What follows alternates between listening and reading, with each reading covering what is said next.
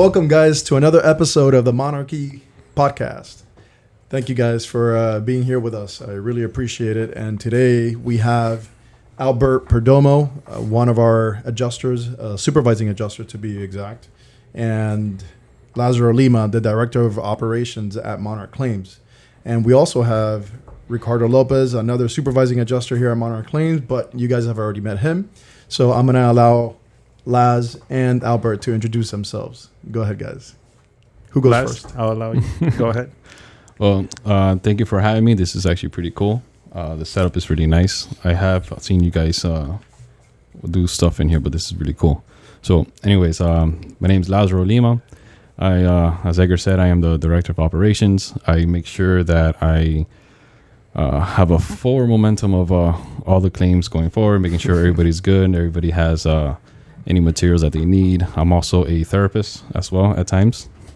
Why? Why do you say you're a therapist? A therapist Is it because you have the therapist couch? No. Yeah, I do have a therapist couch. People tend to go in there and express some ideas, express some concerns, express some areas of opportunities that we can improve in. Very, very good stuff. So I like the fact that I go into work not knowing what to expect, but somehow making it through the day. So it's pretty cool. This guy sounds like going into a minefield or something. Hold on, Albie, before you introduce yourself. Go ahead. Yourself. I don't know if you guys have watched Billions, but I know you haven't. No. But they have a therapist there that works. That's her job to encourage people and make them feel good about themselves so that they can produce more. I'm wondering if at some point we should get something like that. That was going to be my question. Are you implying that we should I don't know. look into? Apparently, there's a need for it because he's also a therapist. So, Well, I can vouch for that because I have sat on that couch and just kind of, I talk to him. He doesn't say much, but a little he venting. listens. Yeah, sometimes the trick is just, wow. That's crazy. I understand. That's crazy. Yeah, I'm sorry to hear that. I'm sorry you feel that way. that's good. all right. Oh, man. Albie, what you got for us, man? Who are you and where do you come from? What planet? Unknown planet just yet. But no, my name's Albert Perdomo. As you mentioned, I'm one of the adjusters here at Monarch Claims. I've been wanting to do one of these podcasts. I've seen Ricky do them, and it seems like a lot of fun. So definitely thanks for having me here. I'm looking forward to it. Good, man. Good. I'm glad to have you guys. And by the way, there wasn't any preference as to who came first. I don't want anybody here, getting jealous. No It's worries. just that it so happens that day we were available, and so was Ricky. So we jumped on it and did it. And there was no script, as there is none with this one. Yeah. I'm sure they'll pick up on that soon. Yeah, they will. And I'm happy to be back. So you guys already know who I am. Oh man, I remember somebody that used to say that. You know who I am, or what? Google me. All right, guys. Weren't you going to ask Albie something about his recent accomplishment? I heard something, but it could be fake news. Something about a record that was set recently. Was there any truth to that? Yes. I did break a personal record and I guess a company record as well. I don't want to get into it, but yeah, we helped out some. Wait, let's get into it a little bit, just a little bit. It was money wise, right? Yes. It was pretty much the largest home I've ever adjusted. We were able to expedite the process, and it was a really good payout for them. So they were ecstatic. They're going to be taking care of their roof repairs right now, which is their immediate necessity due to the busy season that we're probably facing this year. But the record we want to hear about was. I'm trying. Can you tell? I'm trying to. Before I get into that, was that the house in Key Biscayne? Yeah, that's the home in Key Biscayne. Yeah, that was a good one. Yeah, that was a large project, but so it was a huge payout for them. Exactly. And it goes unsaid. All right, don't congratulations. Thank you. Don't say the number, but say the figures. How many zeros? It was the settlement. It was not theirs. Not theirs. No. It's too specific still. All right. Theirs was 6 figures though. Good. Oh, theirs was 6 figures. I'm like, wait, what? I didn't see that check going to you. What the hell? No. Yeah, right. Not yet. So speak it into existence. yeah, definitely. 2020, guys, controversial. Yeah, definitely. So far. Oh, yes. I forgot to introduce my friend, McAllen. Here. Big Mac. I was wondering why we had these. These cups, yeah. I've been inching this one forward for since the beginning. This is something actually that my social media coordinator Javier, in the back of the camera. I wish we could turn it that way. See that beautiful face.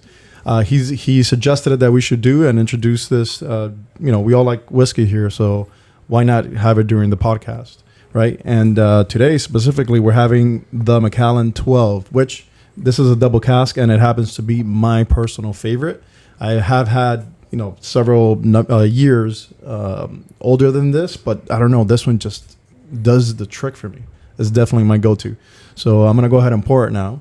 And I hope that nobody here is planning to have it with ice, right? Sure. We'll go with the flow. It's really hot in this room. So. Yes. Okay. Fine. We'll make an exception since we have a problem with the AC. But listen to that. Hold on. For those that, what's that? RMS or ASMR? Ooh, this sounds. All right. Hold on. Yeah, wait, pour it first.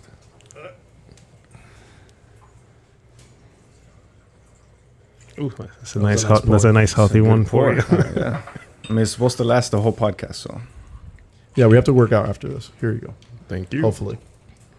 Last tira para acá. And I got the 2 smallest cubes I could find. So, anybody else? No, it's just me. Great, guys. Do any of you guys often fathom how much time we actually spend together? We spend a lot of time together. Yeah. We work together. We work out together. We ride bikes together. We hang out together. We travel together. We travel together. No wonder our wives are, well, for those that have wives anyway. Which a little jealous. Nothing bad. A little jealous at times. Yeah. Also nothing bad fake about news. Yeah, exactly. Yeah. All right, guys. Let's toast. Cheers. What are we toasting to? The What are we podcast? toasting To the Monarchy podcast? To us, to this friendship, to this collaboration that we have here that's been so successful. I like that. Yes. Cheers, guys. Cheers. That is good. Oh, look, Ricky, there's more ice here for you. More ice? Great. Thanks. No ice. Yeah. I got to say, I know this is one of your favorites, but I got to go with Balvenie, man. Balvenie, is that Balvenie? How do you say it? I don't know. I think we Googled it one time asking what's the proper pronunciation. Balvenie. Yeah. Balvenie, right? Yeah, but You like the... No, well, the 12, I like this one more. But that 14, I got to go with Balvenie. Is that the one that you like with the rum casket? Yeah, the Caribbean rum. The Caribbean rum, yeah. That's because you have bad taste, bro. All right, guys. While we sip on our whiskey, let's talk about 2020. Let's talk about this year that has been extremely controversial thus far. And I just want to hear your take and to see what your perspective is on what has happened and what the future holds. So I'll jump in. I think 2020 has been obviously a weird year. Very challenging, very different in a lot of ways. But if we're just talking about Monarch, I think we've stayed very consistent. And that's something I know we're all very proud of. We have, worked through all those challenges. And just last month, we had a record month. Yeah, definitely. So while it's been challenging, I think we're making the most of it. We introduced virtual inspections. And I think that's been working, and I know I've done at least one or two. So yeah, 2020 has been crazy, but I think as a company we've battled through that. What do you guys think? Yeah, definitely 2020 has been trying times, and Monarch has adapted, I would say. Like you said, with the virtual and dealing with the whole COVID situation, and that's just, I think that's going to be around for a while. So we've definitely been able to switch lanes and adapt to those obstacles really, really well. What part of that do you guys think has been something having to do with our mindset? The fact that we have been able to adapt so well.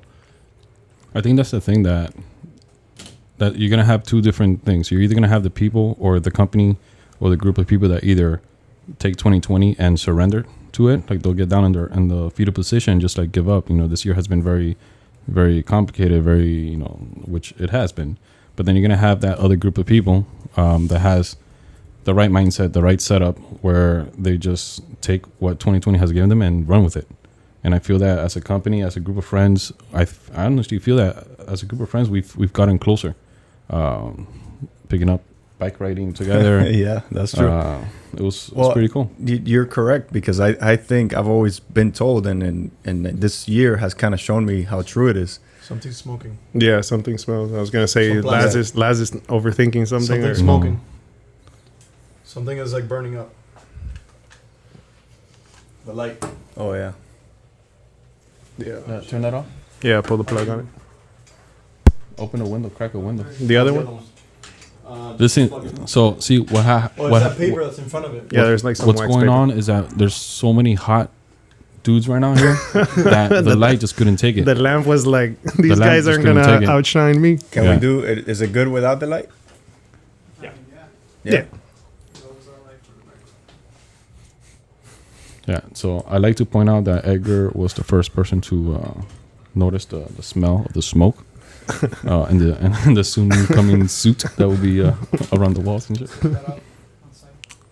Let's take that outside and start smoking up here. That's done smoking. Yeah, it's chilling already. It's plastic, so Is that new? yeah. But it's the wait. This is actual paper. Yeah, I think that might need to be. Is that brand new? Was that supposed to be Is that removed? plastic wrap that you're supposed to take off? Yeah. You know that saran wrap that's on a brand new TV that you're supposed to peel out before you use? Hey guys, by the way, this is Javi, the guy behind the camera. No, well, you one don't of see them. him.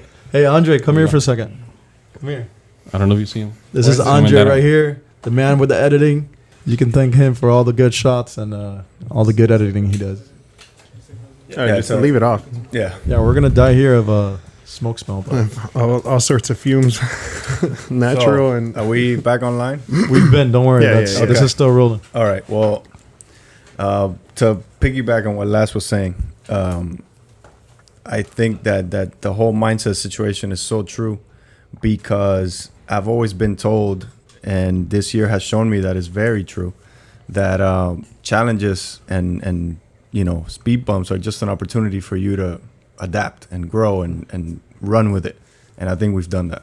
Yeah, definitely. Yeah. And another thing, just the same thing, adding to that, the mindset. I feel like everyone talks about like being positive and like overcoming all these things until you have the necessity to. And it's easy to be positive when things are going good, but the real test is when you get that obstacle or you get that left. Yeah. That sharp left turn. That's when you need to really apply. It's more I know what to do until okay, are you going to do it? The application of what you know. So.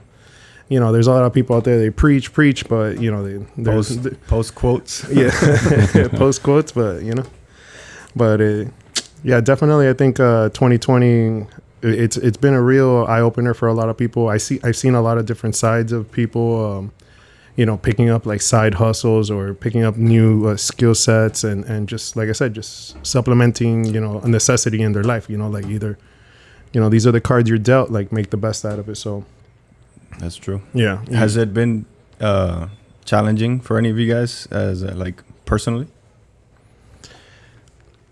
I honestly, I gotta say, I haven't really. Well, you've been setting records, so Yeah. you're not. You don't count. Right guy to ask. That question wasn't directed to you. We were making eye contact.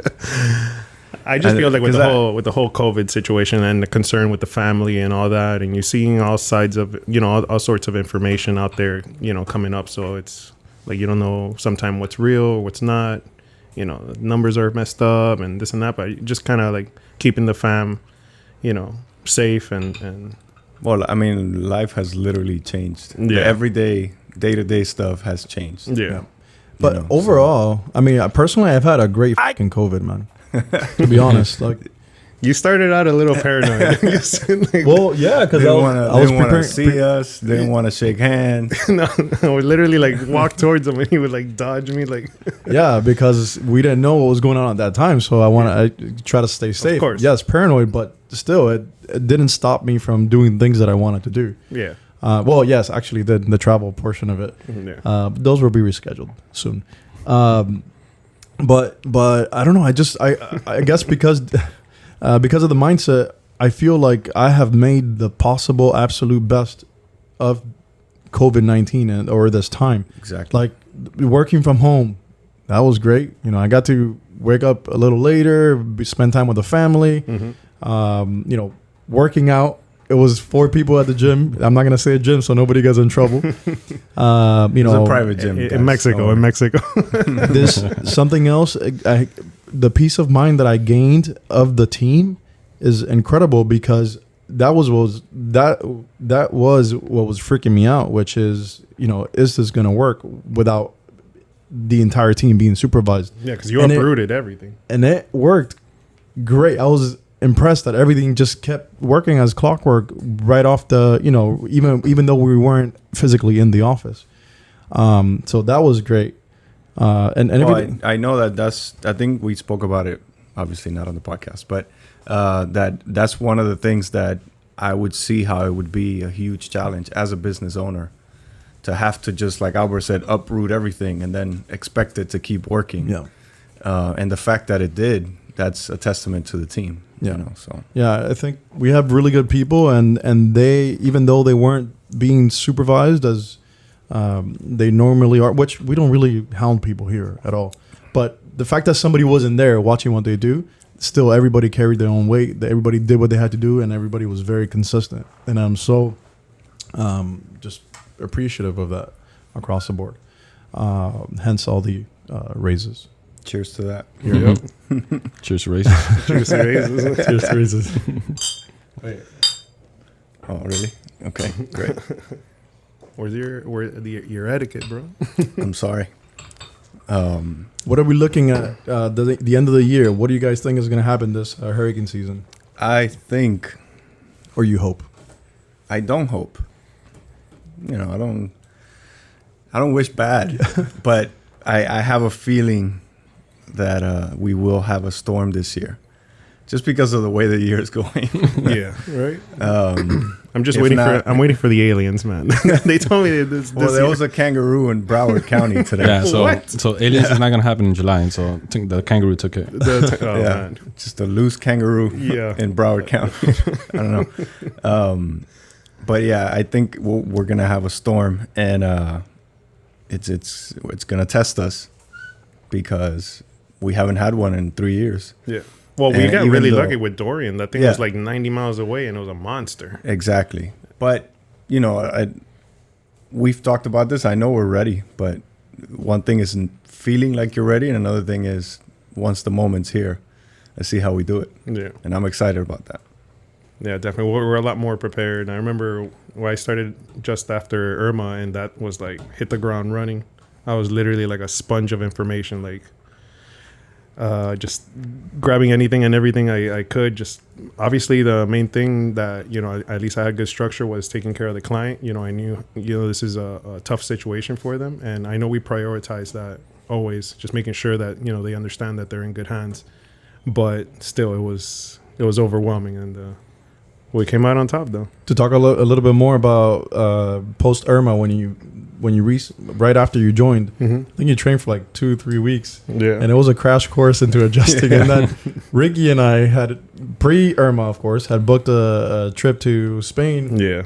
And poor Albert here had to handle, basically, I don't know how many inspections. I think that 1 week that we were away, I think he inspected like 5 houses a day. Oh or no, something. yeah, I was like a 5 or 6 a day, and Yeah. And by the way, the trip took place in November, right? November, Yeah, which which- was already not when claims when Late when November. things late November, when things were already more settled and we could, you know, maintain the workflow. yeah, We otherwise, assuming it would have happened, our trip would have taken place 1 or 2 weeks after Irma. I personally would not have taken that trip. Yeah. So that's definitely something to keep in mind. So don't plan any trips. Yeah. Yeah, During no, hurricane season. No. We've already had to cancel a couple. yeah. I ran back from, remember with Dorian, I was like rescheduling things to make it back on time. Well, we were supposed to go to I think San Francisco. I think Yeah, so. to It was booked. Everything was booked and everything. Yeah. yeah. Yeah, it's crazy, man. What's And the Dorian never came. ¿Cómo se dice moraleja in English? The moral of the Yeah, story. the moral of the story is don't book during hurricane season. Yeah. From August. Don't book anything. September, definitely not September. Definitely not September. Late August, I would steer away from that too. Yeah, just to give people a little background too, that's like the mini hurricane season within the hurricane season. That's like where apparently it's Peak. strong. Yeah, Well, the peak's supposed to be like early August, right? Or or something No, like, I think mid-August? late August, beginning of September. yeah, something like that. Yeah. Yeah. And we're already getting like storms forming record time, like early and strength in the Pacific. There's a whole bunch of them. So yeah, this 2020 is going to be busy. well, I mean, how many claims did we get just from that storm Yeah. from Memorial Day? Memorial, yeah, And that was nothing, unnamed. yeah, Yeah. So Yeah, that's why. Let me take a little moment here to advertise for us here. That's why it's so important to have people, even if you don't have any stains on your ceilings, even if you don't see any stains, because you may not see them, but you may have them. Get us to conduct a free inspection of your roof. Let us take a look at it. Let us give you an expert's opinion on the condition of your roof and to see if it's been damaged by hurricane or any type of other wind. This can save you a lot of money. Coming out of pocket for a roof is not something that everybody can do. We're talking, 10, 20, 30 grand easily, depending on the type of roof and the size of your roof. But it's money that not everybody has in hand. And it's money that people should not have to come out of pocket with if you have insurance. So if you have any doubts, or even if you don't, if you just want peace of mind, give us a call. We'll do a free inspection and we'll let you know what you have. Our honest opinion. And even evaluate your policy. Very important to take a look at your policy and make sure that you have the proper coverage for the most common types of loss. So key word and all those things, beautiful things you said, is free. that is true. 100% free. yeah. I've heard some horror stories out there where people are charging people up front. I mean, Eric's another member of the team, had one today where I put it on my social media. The homeowner had no idea that this could all be because of Irma. She purchased the home in 2014. Everything perfect with the roof, all the inspections, everything great. After 2017, early 2018, she got a leak. Something was leaking. She had to do a repair. Same thing in 2019. Okay, so what's the common thing there? Yeah. It started happening after what? Exactly. 2017.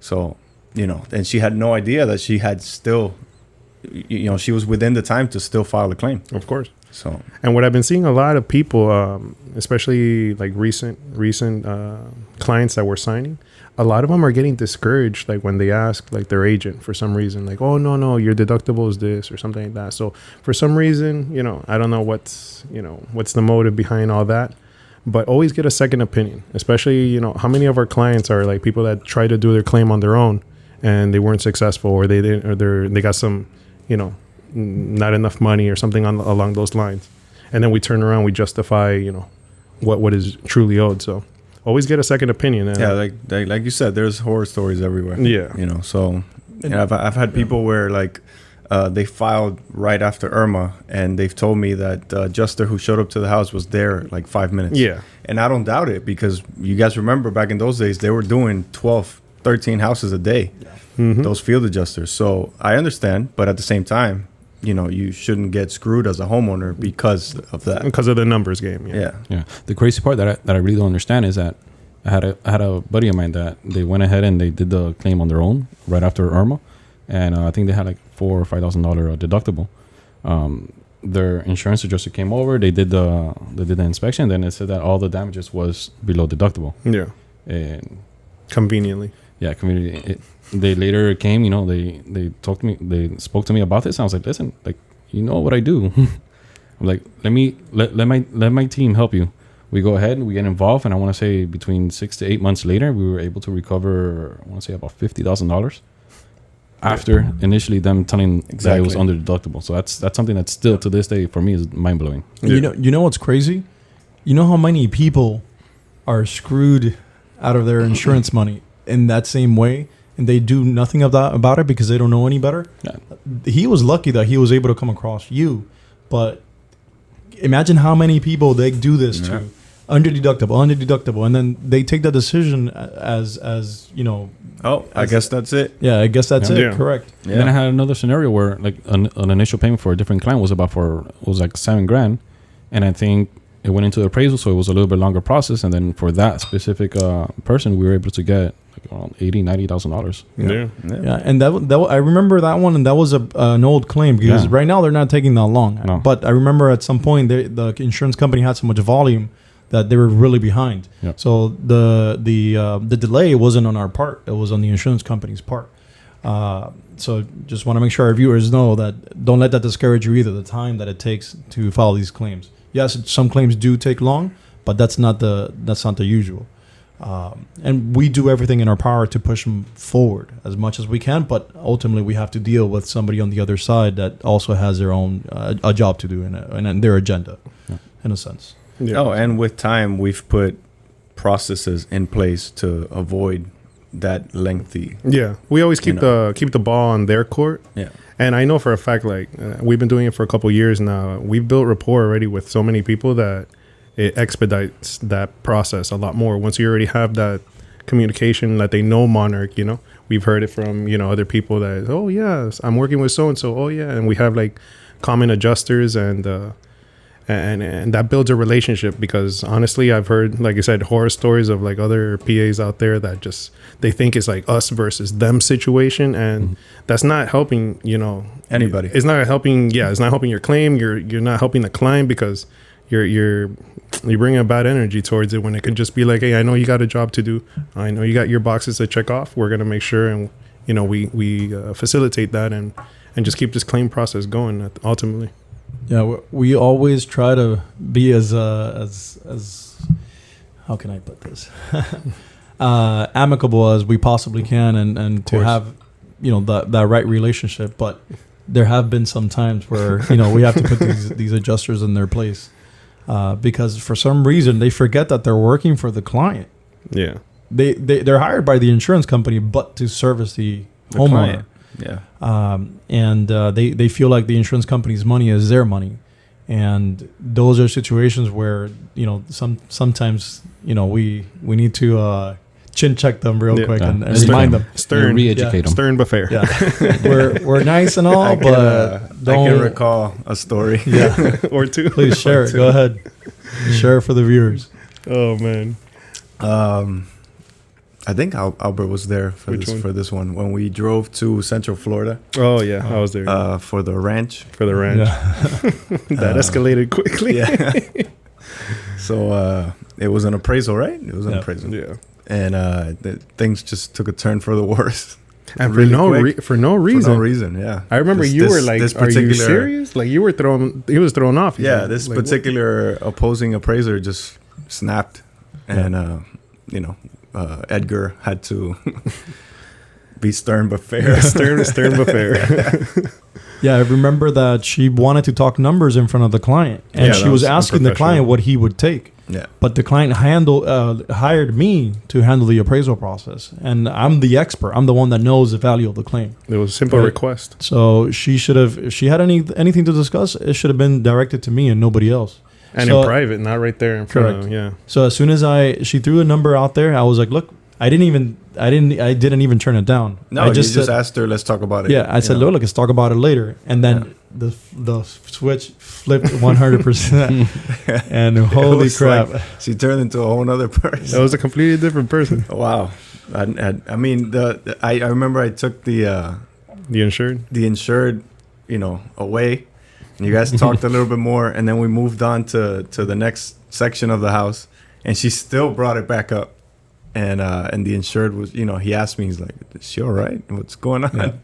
I'm like, hey, just let it be, man. Yeah, mind you, this is again all in front of the homeowner.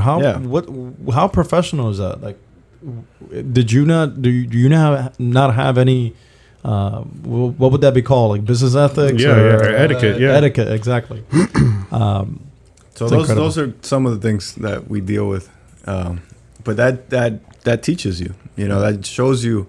I feel in that particular moment, it shows you what that person was. What they had an agenda for that. Exactly. Hey, I'm here to do this. Oh, you don't like it?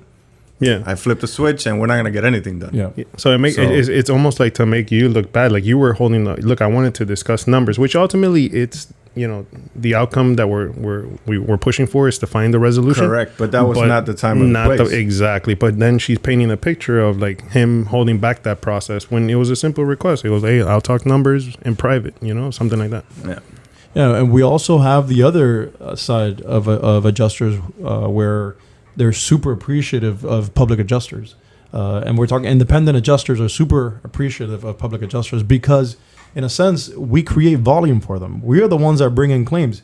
If we did not exist, homeowners would not know what to claim for the most part unless they have, a major loss, a catastrophic loss. So some of these other adjusters, they tell us, hey, keep them coming, man. Thank you. I appreciate it. And those are the type of people that are good to work with, So, and just to clarify, we create volume, but we don't create claims. correct. We spread knowledge to the public, which in turn, people know what to look out for, and then that, Of creates course, yeah. volume for everybody. Did I say create? I meant provide. No, yeah, and at the end of the day, like honestly, and I think I've told you in the past, like I talked to certain adjusters, like man, I love calling you guys because you pick up the phone, you schedule things quickly. Like now, especially you see a lot of these law firms like that they want to sit on files because obviously the insurance is paying for their services, and we've crossed paths with similar situations where we don't see the efficiency that we want out of a file or with an attorney, and it's a lot of moving parts, and in reality we have a common goal, which is get this resolved for the client. But that's easy to lose sight of, man. Yeah, Not for everybody. For us, it's something I think that we've built around that idea of putting the client first. But for everybody else, or not for everybody else, for almost everybody else, it's so easy to make money in this business that's all people focus on. yeah, And they forget, the reason they're making money, which is the client.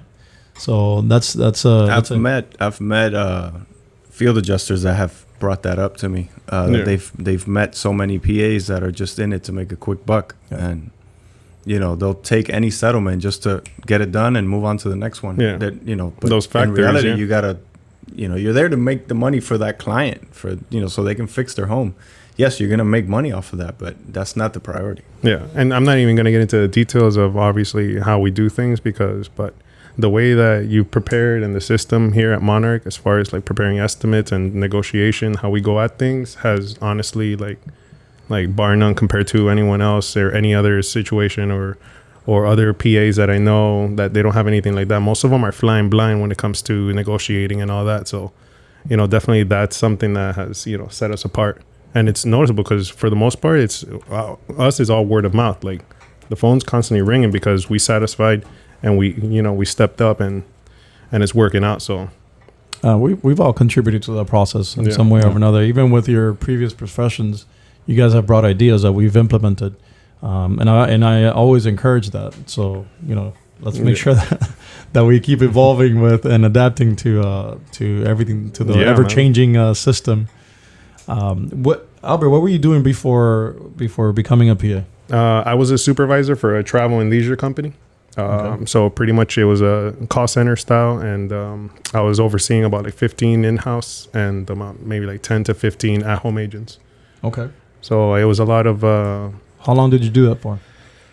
About like 10 years. I was an agent for 2 years, and then I was promoted to management, and then I did that for another 10 years. But agent, you mean like people would... So you said it was a call... Yeah, it was a call center. So pretty much it was a timeshare exchange company. So we would be... so they would call it like either buy a timeshare, excuse me, or like book? No, they owned the timeshare, so we would be an exchange. So let's say you owned in Orlando, but you don't want to go every year. The company would take your week and then look for somewhere else. Similar. Oh, okay. So we play the middleman between timeshare owners. So it was pretty much we would help with booking and depositing the week. So, But I learned a lot because as a supervisor, you deal with escalated issues all the time. You know, things like right then and there, like they're at the property and they don't have units, you know, like major stuff, you know, they got the whole family there. So I've been always kind of quick on my feet in that sense. So like you said, it did help. It gave me good structure. You know, I remember the early days of Albert and thinking on his feet. Yeah. He would be negotiating and all of a sudden, oh, excuse me, 1 second, my computer is just having issues on me. Hey, Ricky. Yeah, I'll be picking this guy's brain, Edgar. I was like, yeah, my computer's running slow. Hold on a second. Let me switch. I got to jump on another computer. Hey, Edgar, come here for a second. Yeah, those are good times. So you think your previous experience has served you in what you do here? Definitely. Like I said, and even more so because, like I said, I genuinely care. You know what I'm saying? Like I genuinely care. I want to help people out. So in an escalated or a difficult situation, what more difficult situation than your home base being damaged? You're dealing with like water coming down, a flood, you know, all these things. I could just imagine. Like my parents' house, the water heater messed up one time before I even worked here, and there was like 3 inches of water, and it was like I was dealing with my parents freaking out, pushing water, shutting down. It was, you know, and then the whole ordeal afterwards, and it's your home base. It's not like you can leave and go somewhere else, you know? So like, I feel like I brought over that, you know, that from my previous job, dealing with escalated issues and helping people out, to helping them out with a different type of headache, even more, you know, more demanding headache, I would say. Are you glad? Are you? Do you have any regrets switching professions? No, honestly, like I loved everyone in my old job, but this is definitely something. It was new and no regrets. No, none at all. Did you ever, when you joined, what were your expectations? My expectations. I knew it was going to be different. Again, I came from, you know, office world, and I know this required, you know, a little bit of everything. You read those policies and it's like tax law. It's like super complicated. So that's, you know, you had to be like an attorney. You had to learn about construction because we need to defend our estimate. Dealing with the customer, obviously I already had a little, you know, had a good foundation on that. So like I said before, just picking your guys' brains and learning as much as possible, YouTube videos, like really dedicating to the craft and bettering myself every day, and you know, just absorbing anything I could. I felt like with time it helped. So in the beginning I was nervous because I didn't know the lingo, I didn't know, you know, construction world and all that, but with time, you know, I just developed that. And But what did you expect? And let's talk in a term that, in a way that we can quantify, and I think that's using money. So did you have an expectation as to how much you were going to make? I kept an open mind on that because I knew it was going to be like a lengthy process. Like one claim could take, you know, months to, you know, to settle and all that. So I kept an open mind in the beginning. It was kind of, you know, nerve wracking, but yeah, I set some goals and we passed those. Okay, that was my the point I was trying to make is, okay, yeah. Did you exceed your expectations? Yeah, Yes. definitely. That's where I was trying to get to. Sure. So last month, last month was. I think Actually, last 2 weeks. Part, it wasn't even last month. Yeah. I think the crazy part about this field is that, yeah, there is a great opportunity of making a lot of money, but what people don't even take into consideration, or a lot of times that they don't take into consideration, is that the time that you invest. It's not like you have to invest, you know, 12, 16-hour days. At times you do, you know, during times of you know, a hurricane or something comes in, but you can literally set your own schedule where you can spend more time with your family, spend more time with your friends, or, you know, whatever it is that you're really into, and then really focus on, you know, that aspect of what's very valuable. Yeah, money is very valuable, but then also time. A lot of people don't really take into consideration that time is valuable as well. So that goes into the equation as well. time is more valuable. Yeah. It's the most valuable thing anybody could have. As a very good, I had a very good teacher way back in the day where he said, "Time is not a magazine." You're not gonna do that. I like that. Yeah, That's good. Laz, yes, sir. where'd you come from? Where I come from? Ahí por la esquina, ahí por allá. So my background is was Or in the medical field. He's still coming from. Yeah. My so my background is from the medical field. Prior to that, it was always in service. I was always trying to provide some type of service. So I used to be a waiter. That's my first job. I started when I was like 16, 17 years old at a barbecue restaurant. I learned a lot. No wonder. Now it all makes sense. Do you understand why my brisket comes out really good? My ribs are really good, right? It all makes sense. That's a different podcast. You know, I'll show you guys how to cook some stuff on the for sure on the stuff. But being in that environment, like you learn a lot of stuff. You know, you come in with people that are like happy to be there. You have people that go in there where they're just there to eat and they're really pissed off because something happened. So you have to kind of adjust the way that you treat them, the way that you serve them. But always keeping in mind that if you treat them very well, there's a higher probability of getting more tip, which was like the main source of income. Yeah, you do get an hourly pay, but it's half of whatever minimum wage was. So the main source of income as a waiter is your tips. Hence the reason why I over tip. For real, that's the same thing from my bartending days. Now I take care of all service people always, and it's crazy. And so I come in a background where hard work and dedication and being consistent is what defines me as what is going to lead you to being successful in whatever goal or dream is that you have that you want to reach. So when I was going to school for radiology, I was still working practically full-time hours and going to school full-time. So it's been just work, school, that mentality. So you can probably say that I'm somewhat of a workaholic. Yeah. To a certain extent. Then shortly after that, once I graduated, I got into radiology, more specifically into CAT scans, which I still hold my license active, just because I really do enjoy that interaction with the patient and helping them throughout the whole process. And obviously now with the whole COVID-19, things have thrown a curveball with how that workflow goes. But it's been fine. It's been pretty cool.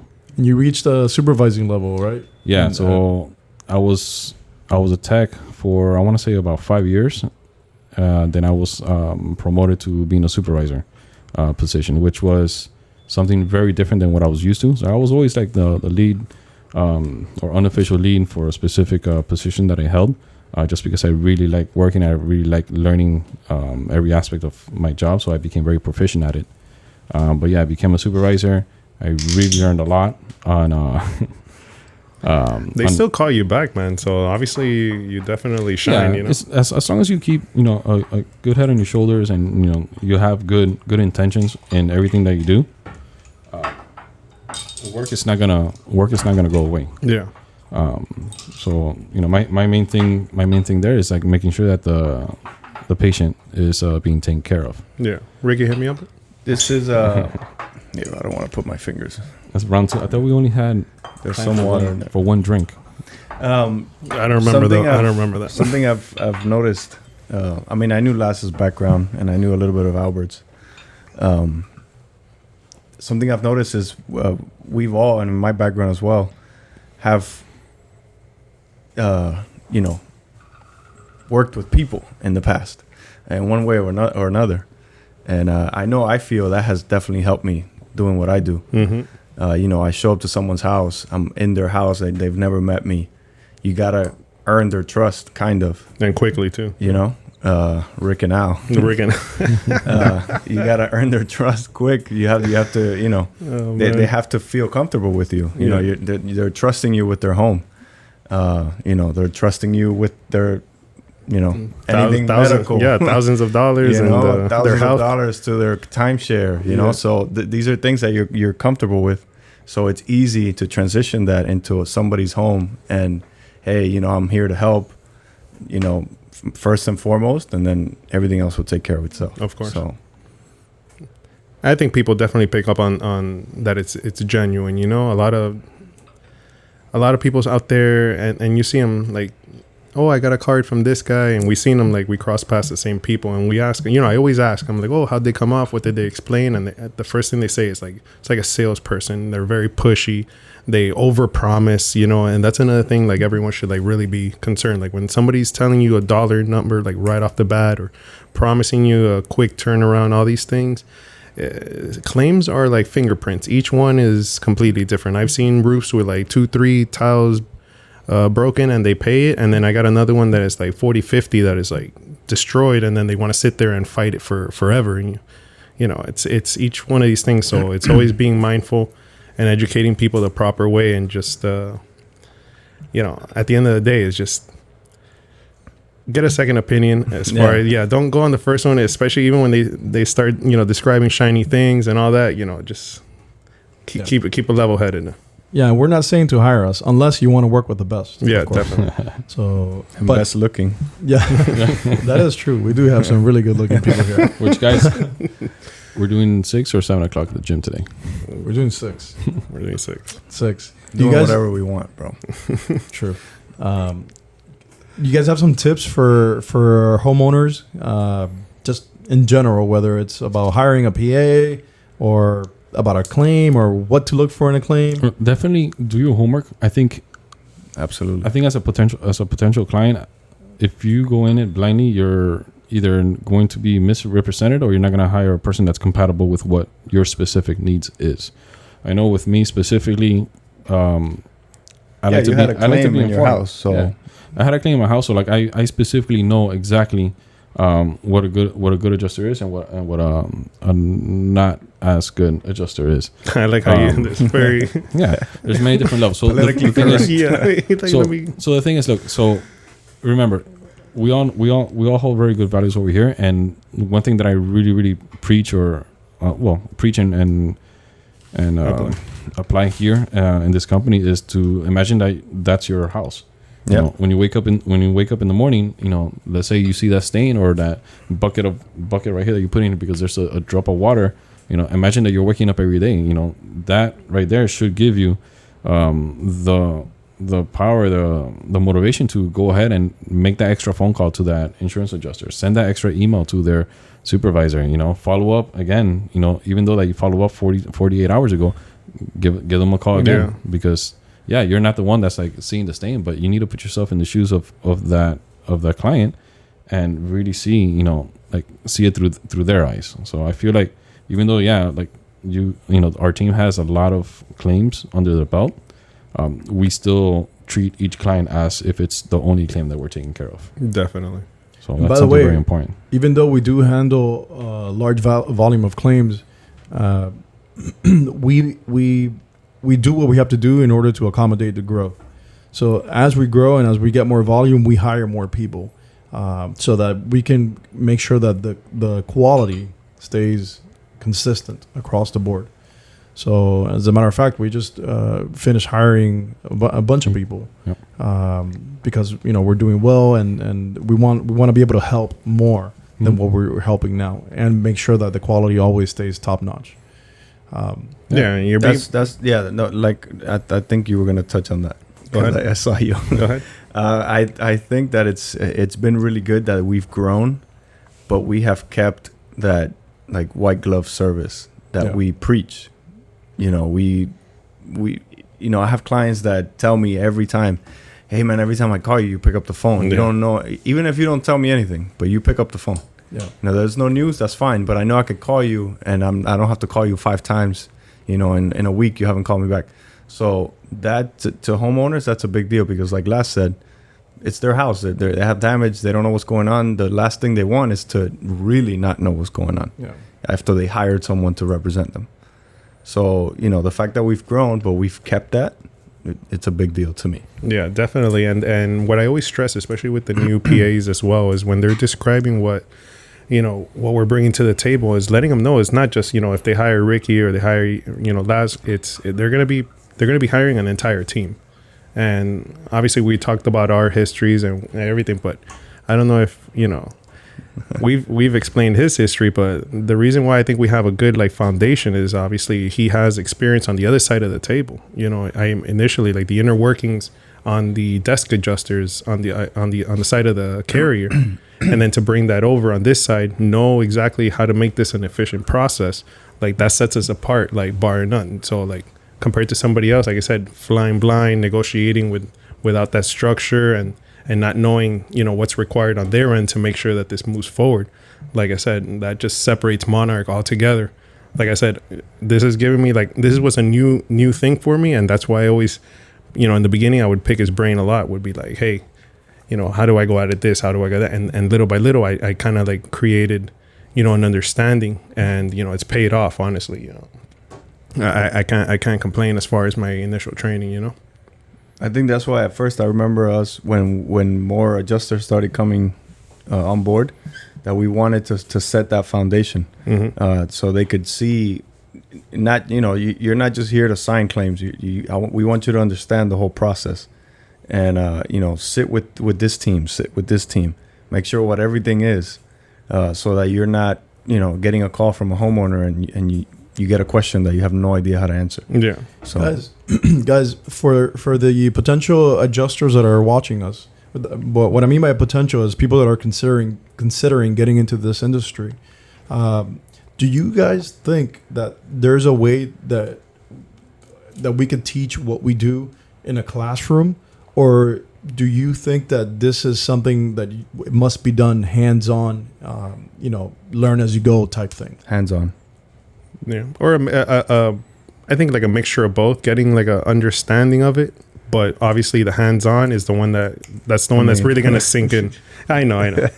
Laz and I were discussing this yesterday, and I see there are so many scenarios, Exactly, and so many different ways that you can go about a claim. Yeah. How can you teach every single one? yeah. So I think time in a classroom would be time wasted, because yes, you can get the basics, but the true handlings, ins and outs of a claim, you learn on the field, and that's how you learn to structure it, maneuver, and what's the best way to present it. And that can be applied to a lot of fields, of work. But in this one specifically, literally, like Albert said, every single claim is like a fingerprint. Yeah, it's all different. Starting from the day that you sign it to the day you go to the inspection, if the field adjuster, it's just so many things that could go in so many different ways. Yeah. There's no other way to learn, in my opinion. That's why as soon as you asked that, I just jumped on and said hands-on. Yeah. Just hit the ground running and pair yourself with somebody, go to houses, see damage, sit next to them while they're negotiating. I mean, that's what I did. That's what you did. So Yeah, I agree. did you go to a class? No, hell no. I think didn't go to back no then, class. I think back then you didn't have to take a class. No, I did. I took a course, a 4-day course. No, but I Yeah. meant to become to learn PA stuff. I mean, you just hit the ground running. You go on the field and you just. Well, remember, I started as an IA, but even then, I started writing estimates and measuring. That's it was on the field. Yeah. Nobody taught me, okay, this is how you're going to measure this and this. It was as an inspection was taking place that I was learning how to do all these other things. It also depends on how engaged you are and how you want to be successful in. Yeah. If you're a person that's fully engaged and you're really concentrated on you want to be successful in this specific area, well then you're gonna do whatever is it that works best for you. Like me personally, yeah, I'm better hands-on. My prime example is when I was going to school for radiology. For this specific school, the first I think 3 classes was didactic, which means you're in a class. So I was a low B, C student. I almost got kicked out of class because my GPA went below the minimum. But as soon as they put me out there in the clinicals, out in the field, bro, my grades shot up, because I was like, wow, now I understand what is it that I was reading in class. Yeah. Now I can put it into practice. That's what I was saying. The whole mixture of Exactly. between the class. So I and agree. There is a good combination. As long as you have a good combination, me personally, it's great, because there's always areas of growth. You can never learn everything about a specific field. That's why in medicine they call it, I'm practicing medicine, instead of you mastered medicine. Yeah, that's true. Yeah. Well, that's why I think that hands-on would be the best. But if you had to sit and learn, just I know estimates. As and far as stuff just like that, is but- just more explaining the process, so that, or even if you inform the insured that you're training somebody, it's just so that you don't have that first impression of they're lost. You're hey, look, I'll be training somebody today, so if I'm over detailed or something, make it clear with the client, just so that you have that clear, obviously. But I think, you know, the whole scenario, going through scenarios, we've done it in like the PA meetings as well. Yeah. I think they always grasp something, or when we would drill them, we'll become like a difficult client, you know, and we start giving a bunch of questions. You know, those are scenarios. Maybe we'll give them like 4 or 5 scenarios in one experience, but then they know somehow, you know, what to expect.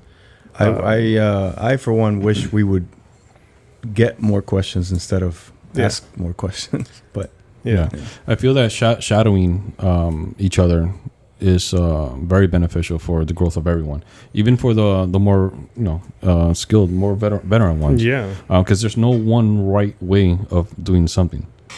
There's always a different tactic, a different way of saying things. That if this is where the goal is, or, you know, where the expectation is, you know, you could say something in one way and like you reach it, and then Ricky will say something else and like he'll reach it as well. Exactly. But you both said it in your own way. So there's like I'm really big at, like, you know, shadowing a whole bunch of different people, learn the good qualities, the not so good qualities, and build on top of that. Yeah, both of those things, you'll learn something. It's like, okay, you do something, you have, you know, unfavorable results. I'm not gonna do that again. You know, like same thing. Like I've learned stuff from Ricky. Like you know, appraisal demand on 10K caps. You know, that'll motivate him to move forward. You know, Exactly. It's a different thing. I've never tried that, but, you know, we've had success to at least apply a little pressure. You know, to move these claims along. So it's little things. Ultimately, the damages, you know, the way I think about it, you know, roof damage, leaks, all these things, they haven't really changed. You know, hurricanes are going to damage a home in the same manner.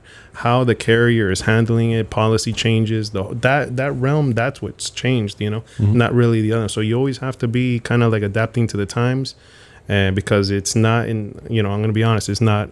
You know, these things are changing, but it's not getting better for the insured, you know, the policy holder. You know, there's a lot of little things that are hidden in the language and things like that. So that's where, you know, I like, you know, where Edgar's head's at, which is, you know, focusing on just educating. Like, you need to know, like, before you do something, because there's a lot of pitfalls out there, honestly. And Completely agree. Guys, let's downshift here for a second. wait, one Let's last switch a gear. question before you hit that. Yeah. Do you guys think that there's another way, aside from these podcasts and social media and stuff like that? Is there any other way that we can reach people, as far as just to share knowledge? Billboards, TV, But something that we can, like, presentations, and like conventions. man, because there's so much that people don't know, and I run into that every time I'm at a client's house. They have no idea. They don't even know what they signed when they got insurance. I know. I have a perfect idea. You know what the state should do, or the government? They should force insurance companies to include an advisory about PAs in the insurance policy itself. A letter stating that the insured has a right to hire their own representation, you know, so that they're aware of their rights. Just in the same way that they put that they are not allowed to hire a PA in the policy. Yeah, how Exactly. they throw that in there randomly. Yeah. Oh, yeah, initial here. Yeah. Exactly. That would, I think, why not?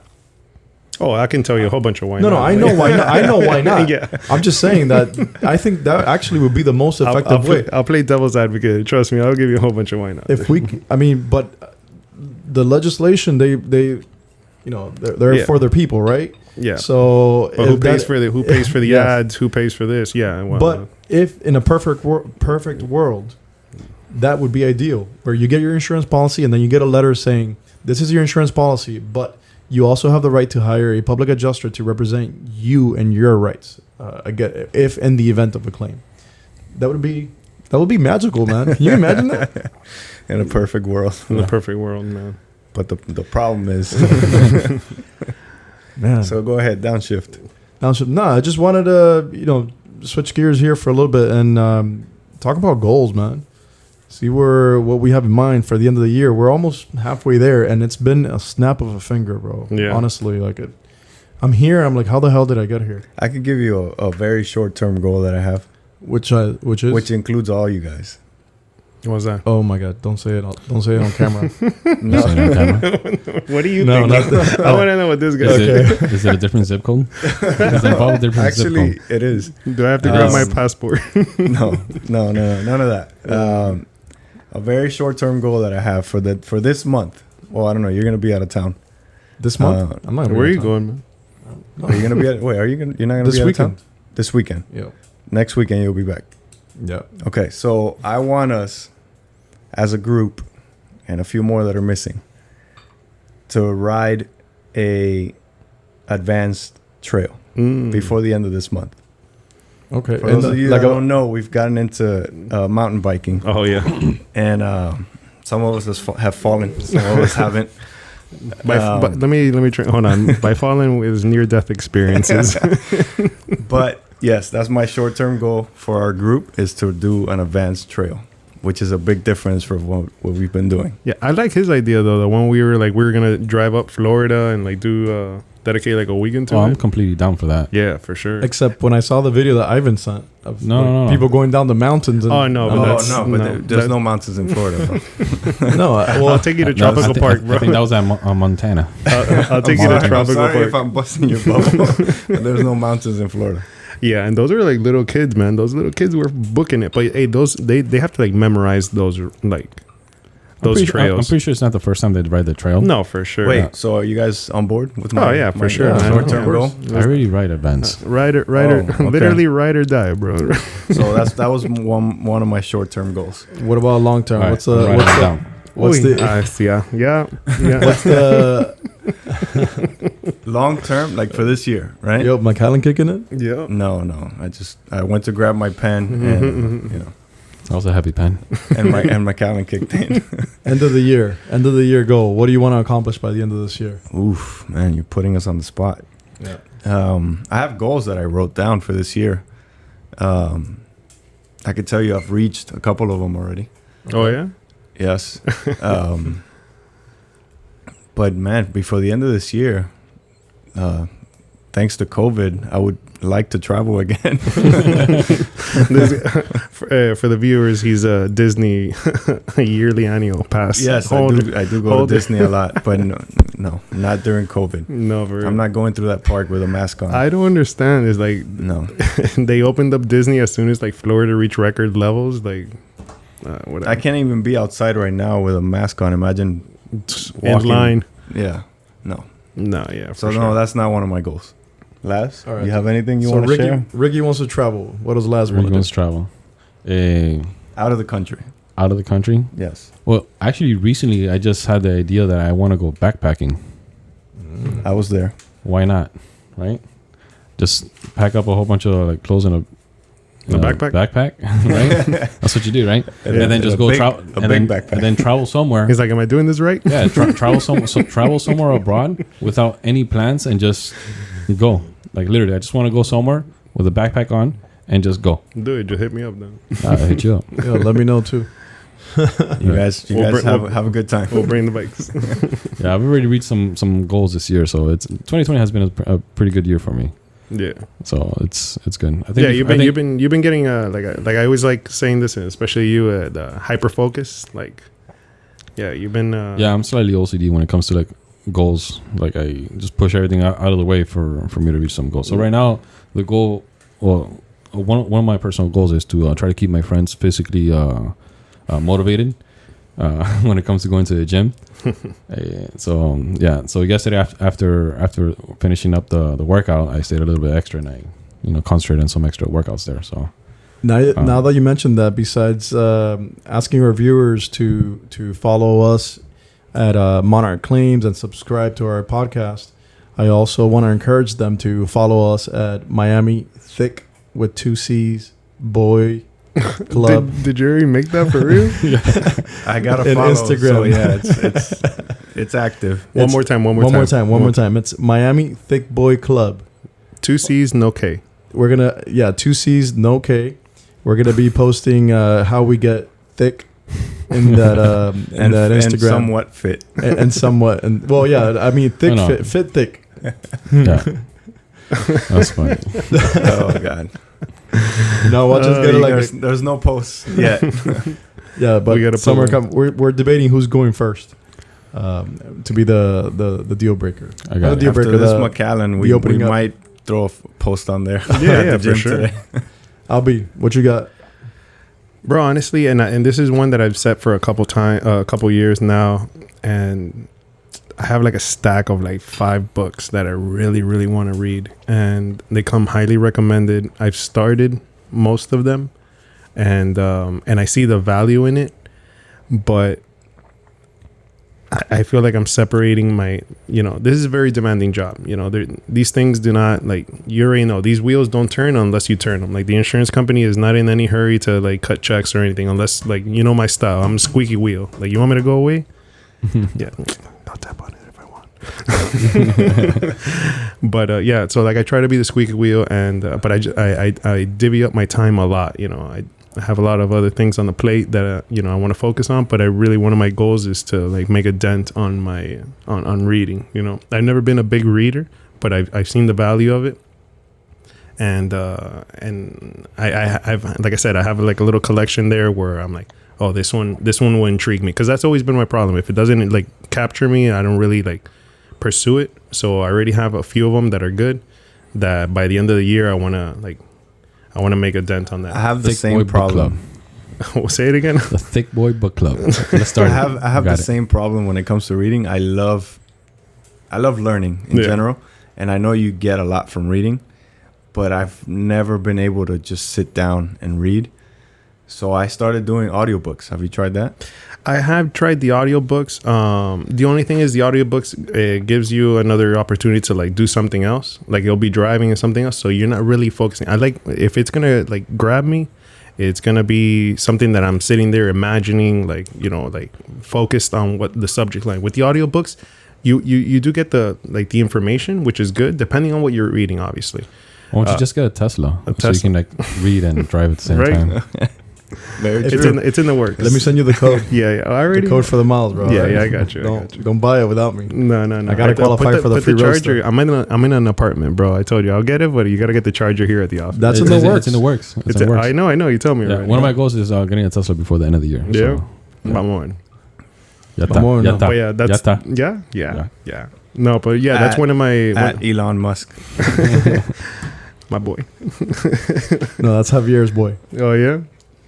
No, that's my boy when he said, "Oh, this thing's overpriced at $700," and that thing doubled. Oh man. What's so what are your goals, patron? By the way, for our viewers, You knew that was gonna be dropped. now I have to provide a quick explanation. No, you don't, man. disclaimer, They'll quick read little between the disclaimer. they'll read Yeah. between the lines.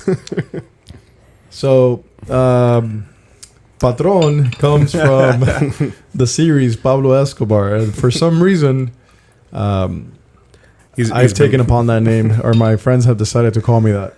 I'm not fond of it, but they've used it so much that He gave up. He gave up. I gave up. Yeah, I he gave up. He fought it until one day he responded to it, and then it just stuck.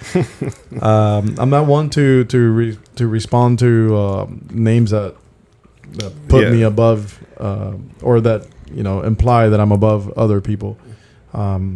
AKA he hates boss, jefe, Like the chief. Bridget, one of the new girls. Oh yeah. She called me, "Hey boss, you want more coffee?" I'm like, "Hold up, right there." This guy flipped the switch. Like, Do not call me boss. I'm Edgar. All right. So yeah, or patron. we told her. Yeah. I think, Call him patron. yeah. I'm gonna tell her. but Patron. Either way, now that I've taken up on the name, it's Patron del Bien, del mal. All right? Let's keep that in mind. Does anybody have any other nicknames? Oh yeah, that's Leon. You're Popeye. Yo soy Chili. El Chili. El Chili. And yes, they do resemble the Yes. actual characters In the show. in the show. Me? So, if you haven't watched it, I encourage you to do so. Andre, I just want to make sure my mic is working. I Yeah. hear you. Okay. Can we? I hear you. All right. Sounds So good. go I back, sound to, a back, to little your, weird. back to your goals. Goals. I have one goal, but it's not for the end of this year. It's by my 35th goal. I don't really want to share it. It's just Yeah, the keep long the goal that I've had for 35th. Like the 35th birthday. Yeah. Wasn't that this year? Shit, I just said my age. So now, No, you're not. I mean 29. 29. 29. With 5 years experience. Oh, this quality. Yeah, no, it's I just want to keep working until I get there. I'm confident that I will. I'm pretty far still, but We won't get into the specifics, but is it something work related, like a threshold you're trying to meet, or something personal or financial, It's or financial. an experience? Oh, okay, it's financial. that's good. All right. It's financial. I think it's where I'm gonna be in a position where I'm gonna be set, and it will allow me to help other people. Yeah, I think financially as well. Yeah. So that's the goal. But the goal is by 35. Like I said, I'm really far from that. You still have a year. No, man. He's just one hurricane away. Yeah, That's it. or that. Or two. Either way, I happen to think that because of my mindset Mm-hmm. and the way I think, every time that I say something or I think something or I put my mind to something, it always ends up happening. And I know it doesn't just happen because I said it. It's not none of that. What is it? The manifestations. Or the book. What's the book? The secret. The secret. Put it on to no. Fuck that. Like you got to work, and I do. But it just so happens that I say something and subconsciously I'm just working, and then I happen to achieve it. And I have no doubt that this will be the same, even though I'm still really far from that ultimate goal. But that's good. It's almost like we have very similar, like the mindset. However, I do the same. Instead of being something personal, it's like one of my goals. I say is like I want to be able to help more people.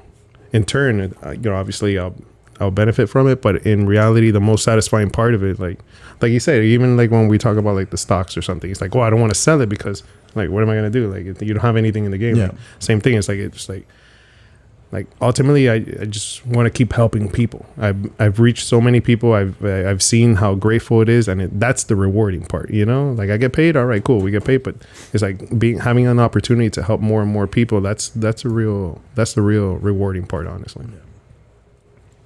So is that one of your goals? You want to help more people this year? Oh yeah, definitely. I want to reach as many people as possible. Honestly, like I said, break more records. I hear you.